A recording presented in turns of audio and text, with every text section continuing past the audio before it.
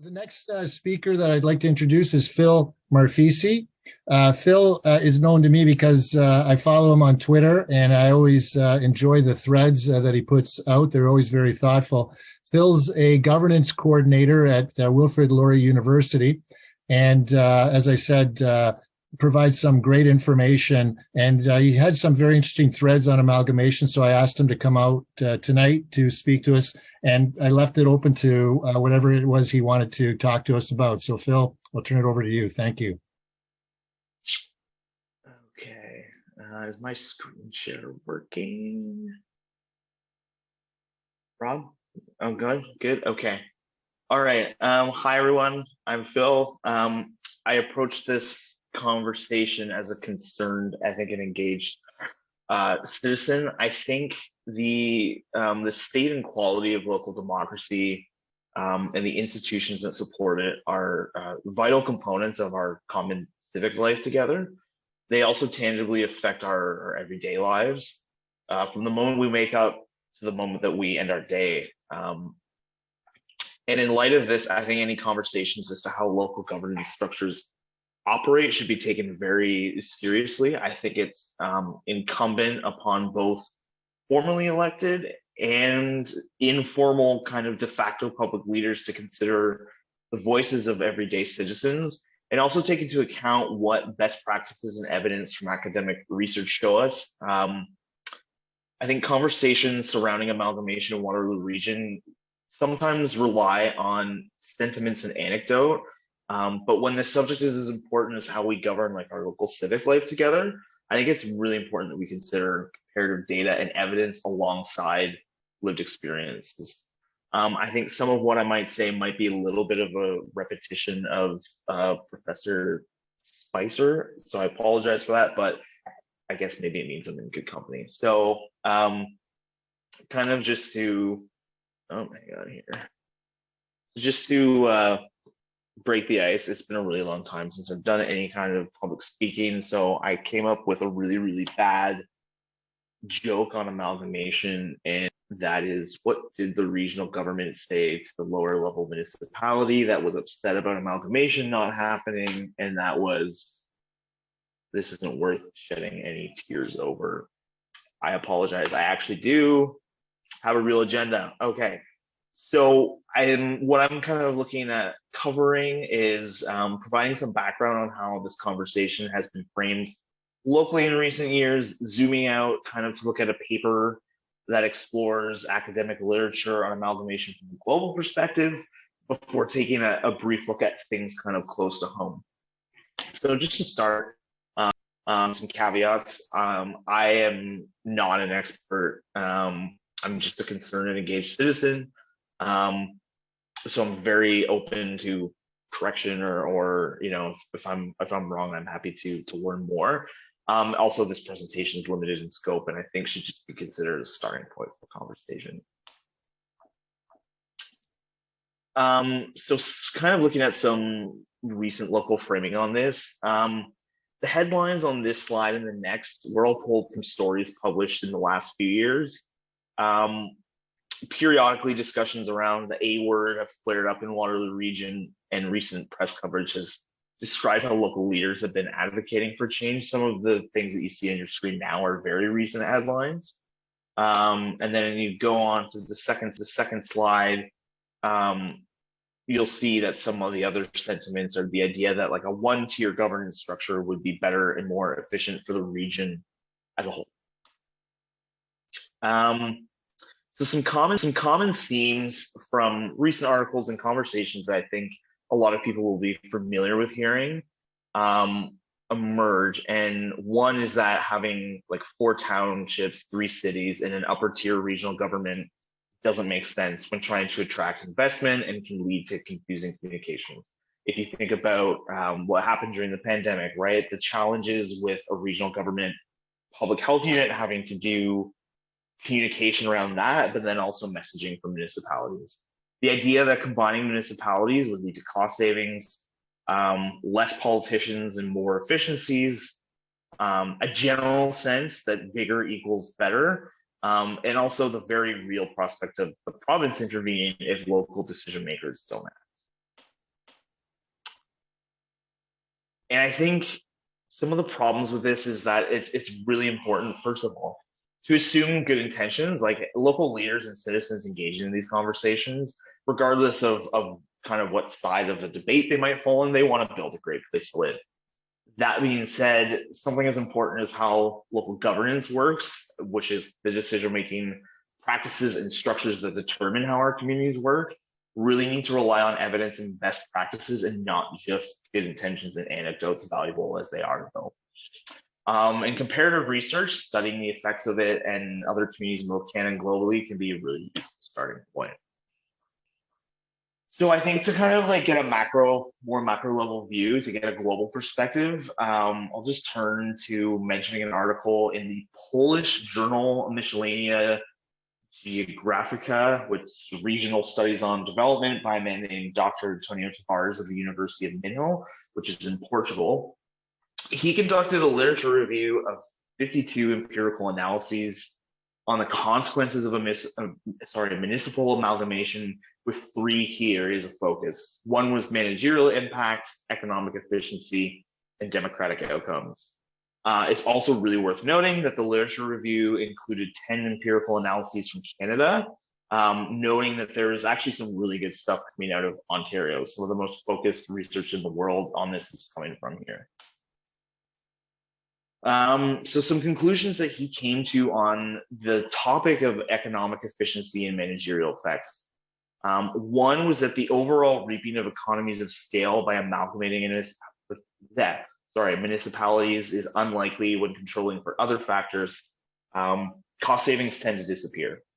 And some evidence, either positive or neutral, however, does show that larger local governments are able to provide better quality local services, which Zach mentioned earlier, but this does come with the caveat that larger bureaucracies cost more money to run.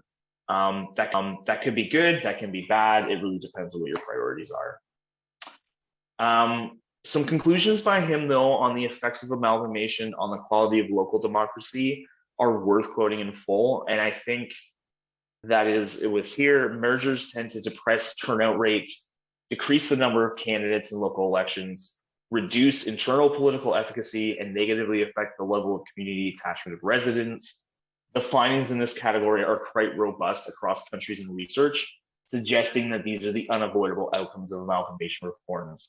And that was actually something that really struck me, was that the evidence can be really mixed across some of the other 2 areas he was looking at, but some of the most robust studies that have been done on this particular aspect seem to be quite clear on this. And just to note that internal political efficacy equals basically means citizens' sense of agency and feeling like they can influence local political affairs. So some other conclusions from him: there's inherent trade-offs between some of the benefits of amalgamation with the risk, which I think other people have kind of touched on already. For positive economies of scale related to service provisions, there are other tools outside of amalgamation, like multi-tiered regional structures like Waterloo, the region of Waterloo, and intermunicipal cooperation agreements, which Dr. Spicer actually knows quite a lot about. However, those all have their own pros and cons, which is outside the scope of this, so I won't go into detail on that. Kind of going back to Ontario, a recent research paper by University of Guelph professor and a PhD student explored some of the common issues facing modern rural municipalities in the province today. Stories about the wave of amalgamations in the 1990s tend to focus on Toronto, Hamilton, but the majority actually took place in rural Ontario and are definitely a factor in the evolving challenges they face now. Their research revealed that the savings expected from amalgamation in Ontario were often marginal at best, all while stripping smaller municipalities of local representation on newly formed larger councils. That may not be true in every single case. There are some studies that show that how citizens feel in terms of having a voice still was positive in some communities and negative in others. In a regional context, though, that includes 2 geographically contiguous cities, another city comprised of 3 formerly amalgamated towns and 4 rural townships, Having institutional structures that are responsive to distinctive local environments is vital. And then a final perspective comes from a paper by Dr. Enid Slack and Dr. Richard Bird of the Institute for Municipal Finance and Governance at Toronto, looking at the advantages and disadvantages of one-tier municipal governments and two-tier structures. Dr. Spicer kind of already touched on this a little bit, but from their findings, some pros of one-tier structures was that they're simpler to understand for local citizens. They may enhance transparency, and they can be more politically and fiscally accountable. If you think about, you're only dealing with elected officials at one level. Some of the cons, though, they can reduce access and accountability for citizens. They can become overly bureaucratic and less responsive. And achieving economies of scale by merging municipalities can be elusive if they're realized at all.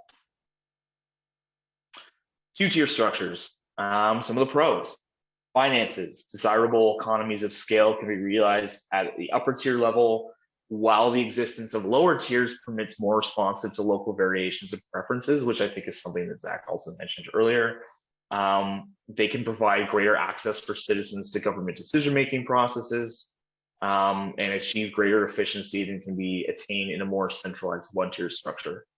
Some cons, though, kind of already mentioned, but they are inherently more complex than one tier, and they're not as easily transparent as one-tier structures for residents due to unclear roles and responsibilities between different levels. So some conclusions that I came to from looking into all of this. One is, I think this is the biggest one, is amalgamation is not a silver bullet to challenges facing modern municipalities. The financial benefits are at best mixed. There's some bad things. However, there are some good things. So understanding trade-offs is really important.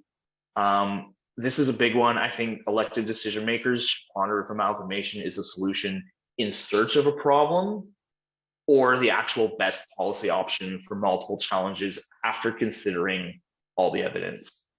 The two most important things I think for me are like the ways we structure our governments and institutions. They really do impact our quality of life and the kinds of communities that we can build together. These things really can't be analyzed solely through lenses of efficiencies and cost savings.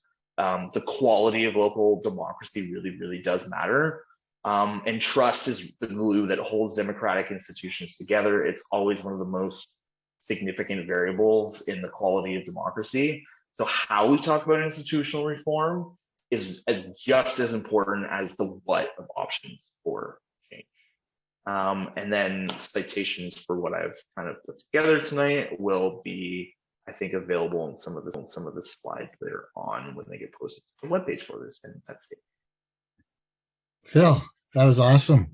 Yeah, and just so everyone knows, Simon Guthrie will be putting together a full comprehensive report on the event today, and we will include all of the information and references, Phil, that you touched upon, because you brought to light some new and interesting information, just similar to as Zach has done. It was interesting you mentioned too, is pointing out, and I caught this from Zach when he was on Mike Farwell today, was during Mike Harris, it was pretty comprehensive, the number of townships or municipalities we had going in and how many we had going out. It was like 800 plus down to 400 plus. So it wasn't just like a Toronto Hamilton thing. There were lots of amalgamations going on. So you don't think about those things. I saw in the chat, there was one person, Melissa B, had noted a comment you made about voter turnout and how amalgamation maybe you could just touch on that. I found that to be a little bit interesting. Turnout, I have to say, like, I didn't really go super in depth on that in some of the reading that I did. So I think I would maybe ask one of the professors on the chat if they know anything, because that's beyond my realm of expertise. Yeah, it just seemed that people like, during our voter turnout session, we talked about how many names there were on a ballot and how complicated it got to be when you're dealing in a multi-tier situation. And you'd think that it'd be a more simplified ballot and people would then make it easier for them to get out and vote, just like in a federal or provincial election. You're only dealing with 3 or 4 or 5 candidates and you're selecting one. Whereas on our ballots, it's, school board, region, lower tier, mayor, regional chair. There's just so many various options that your ballot could have 20 or 30 plus names on it to make it quite confusing. What did you take away from your research? What to you were some of the most important points? I think one is when I was reading this paper from the Institute on, sorry, I'm blanking, the Institute on Finances and Municipal Governance, was a lot of what they did in this paper that talks about, is merging cities is bigger, better. One of the conclusions that they seemed to come to was that in looking at Toronto, but then I also, when I heard Zach mention this, the idea that, it's kind of a city that's too big for some things and too small for others. And they kind of really suggested some positives for two-tier structures, which I think is interesting, obviously, with Waterloo Region being structured as a two-tier government. I think the biggest thing really is, is this a solution in search of a problem, or is it right. The best policy option? And as different ideas kind of come forward, do you need to do something big and drastic, or are there evidence-based options for improving things in the area that can be done that are not something that's like huge? And that's not saying that there aren't pros and cons to either thing. Yeah, I understand what you're saying. Yeah, and I think the other one too is just that, I guess, as like a private citizen, is in full making sure that like the quality of local democracy is really at the forefront, and not just how much money will we save by doing X. Yeah.